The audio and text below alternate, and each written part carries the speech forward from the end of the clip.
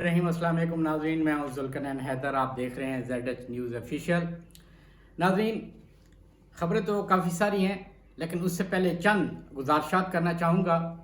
कि काफ़ी सारे दोस्त पूछते हैं कि आप PTI से ताल्लुक़ रखते हैं या अपोजिशन के साथ हैं। तो नाज़रीन, बीइंग ए जर्नलिस्ट हमारा ये काम है कि जो सही काम कर रहा है, जो अच्छा काम कर रहा है, वो रिपोर्ट करें। अगर इस वक्त हुकूमत पाकिस्तान तहरीक इंसाफ की है, अगर वो अच्छे काम कर रही है, तो ये हमारी बुनियादी ज़िम्मेदारी है कि वो हम मस्बत काम भी आवाम तक पहुँचाएँ, उनके वोटरों तक पहुँचाएँ। बल्कि अगर अपोजिशन के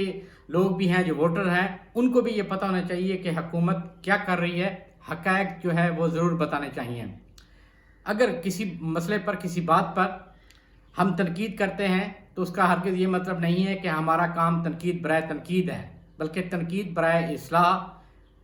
गाइडलाइन देना है, हुकूमत को बताना है कि जी ये काम यहाँ पर गलत हुआ है, इसको ठीक किया जाए। उसमें ना तो कोई नाराज़गी वाली बात होती है, लेकिन मोस्टली लोग ये सवाल कर देते हैं कि जी आप PTI की तरफ से हैं या आप पीपल्स पार्टी या नून लीग की तरफ से हैं। साफ़ी किसी पार्टी से ताल्लुक़ नहीं रखता, वो एक न्यूट्रल होके आवाज़ जो है हुकूमत की या अपोजिशन की वो आवाम तक पहुंचाता है, और जो हक़ाइक़ होते हैं तो इंशाअल्लाह वो आप तक हक़ाइक़ हम पहुंचाते रहेंगे।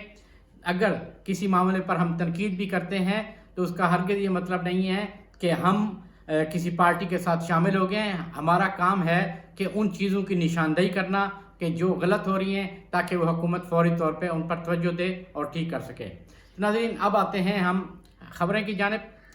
ख़बरें ख़ास तौर पे पाकिस्तान तहरीक इंसाफ के हवाले से पिछले 3-4 रोज़ से मुसलसल चल रही हैं, जब से वफाकी वज़ीर साइंस और टेक्नोलॉजी फवाद चौधरी ने एक बयान दिया, और उसके बाद फिर वफाकी काबीना में फैसल वाबटा भी खड़े हुए और उन्होंने भी बातें की। जो वज़ीर-ए-आज़म के मामून ख़ुसूसी हैं, उनको तनकीद का निशाना बनाया। रज़ाक दाऊद को, ख़ास तौर पे नदीम बाबर को भी, असद उमर को भी निशाना बनाया गया। ताहम गुज़श्ता रोज़ वज़ीर-ए-आज़म ने तर्जमानों का इजलास बुलाया, उनमें इन सबको बुलाया गया, वज़रा को भी, और वहाँ पर बैठ के बातचीत हुई। फिर इन तीनों की भी मुलाकात हुई, जिसमें शामिल कुरैशी साहब भी थे, असद उमर साहब भी थे, फवाद चौधरी साहब भी, तीनों को मुलाकात हुई। और उसके बाद फिर ख़बरें शुरू हुई कि जो भी गिले शिकवे थे वो क्लियर हो गए हैं। असद उमर साहब ने भी ये वजाहत दी कि मैं नहीं समझता कि जहांगीर तरीन ने मुझे निकलवाया, और इसी तरह की जो बातें थीं, या वो ये समझते थे कि मैंने जहांगीर तरीन साहब को निकलवाया। तो ये कल जो है ये गिले शिकवे ख़त्म हो गए थे। आज अचानक से ऐसा क्या हुआ कि फिर से ये ख़बरें चलना शुरू हो गई कि जो गुज़श्ता रोज़ मुलाकात हुई थी, उस मुलाकात के अंदर शामिल कुरैशी और असद उमर की जानिब से मुतालबा किया गया वज़ीर-ए-आज़म पाकिस्तान से कि फवाद चौधरी से इस्तीफ़ा लिया जाए, और अगर इस्तीफ़ा ना लिया गया तो फिर ये तासुर जाएगा कि वाकई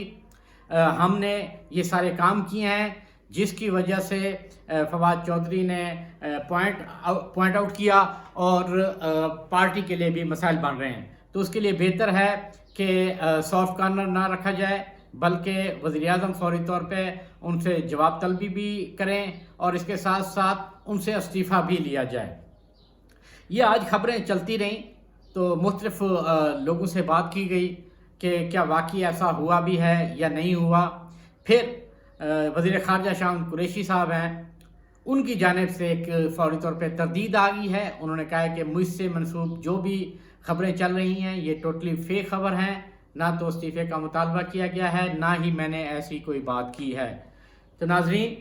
ये ख़बरें क्यों चली, ये बुनियादी सवाल है। रिपोर्टर को ऐसे ख्वाब नहीं आ जाता कि इस तरीके से हम बना लें ख़बर और इस तरीके से चला दें, क्योंकि ख़बर देनी है, फिर उसके जवाब के लिए भी तैयार रहना है, उसकी वजाहत भी देनी है कि इस खबर में कितनी सदाकत है। तो मैं आपको ये बताते चलूँ कि एक चीज़ तो हकीकत पर मबनी है कि इस वक्त पाकिस्तान तहरीक इंसाफ में ग्रुप तो बन चुके हैं। उन ग्रुपिंग की वाज़ेह निशानी यही है कि एक ग्रुप जो मसालियत चाहता है, जो चाहता है कि पाकिस्तान तहरीक इंसाफ के जो मामलात हैं पार्टी के, वो नॉर्मल हो जाएं और ठीक चलते रहें, उनमें जो तनकीद का अंसर है वो ख़त्म हो जाए, और एक दूसरे के जो गिले शिकवे हैं वो भी तासुर ख़त्म हो जाए।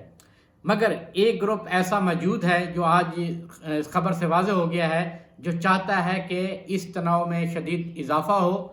فواد چودھری سے استعفیٰ لیا جائے تاکہ پھر پارٹی پر اور تنقید ہو۔ اور یہ بھی تاثر دیا جا رہا ہے کہ جو فواد چودھری کی جانب سے کہا گیا تھا کہ شاہد قریشی اور اسد عمر ایک گروپ کے ہیں، تو یہ پھر بات واضح ہو جائے گی کہ جی فواد چودھری کیونکہ جہانگیر ترین گروپ کے ہیں، تو اس لیے انہوں نے فواد چودھری کو بھی نکلوانے کا منصوبہ بنایا، اور جس کا اظہار جو ہے فواد چودھری نے اپنے انٹرویو میں کیا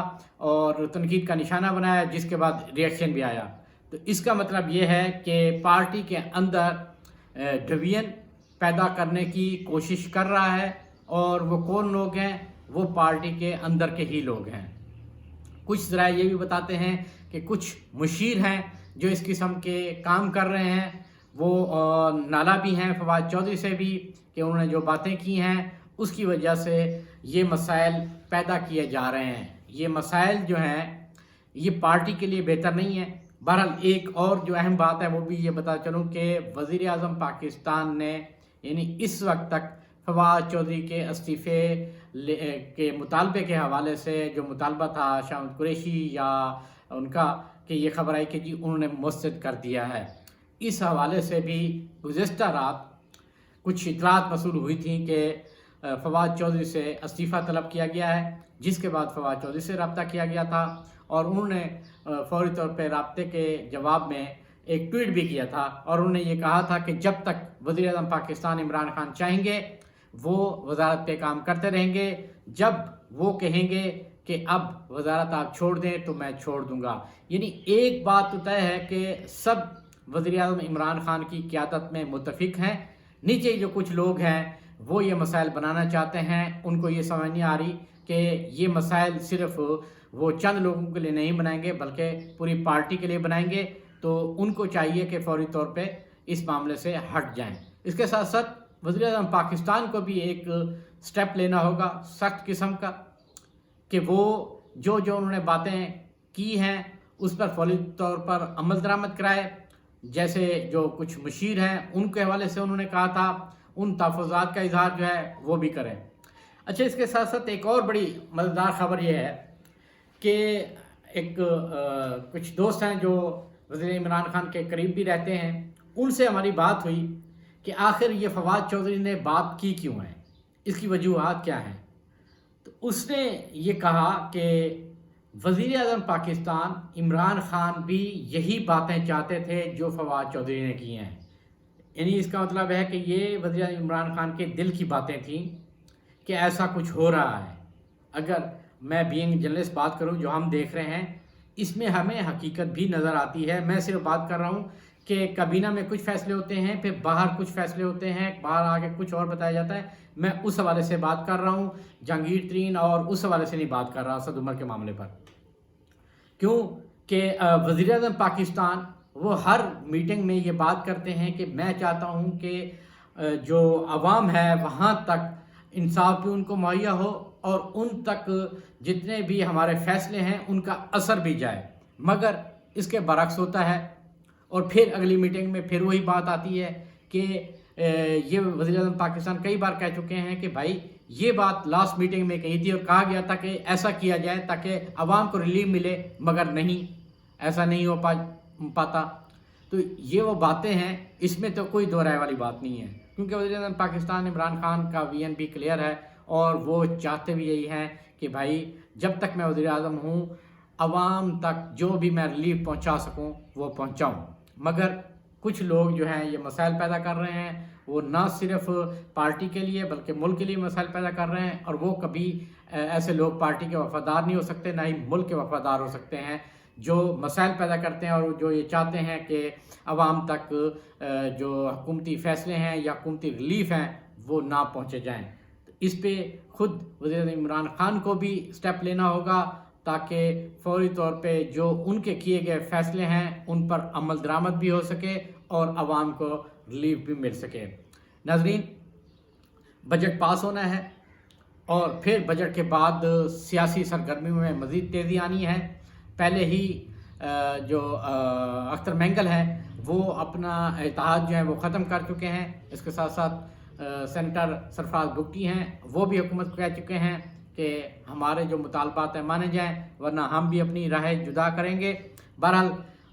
یہاں تک یہ کلیئر ہے کہ ابھی تک حکومت کو کسی قسم کا کوئی خطرہ نہیں ہے،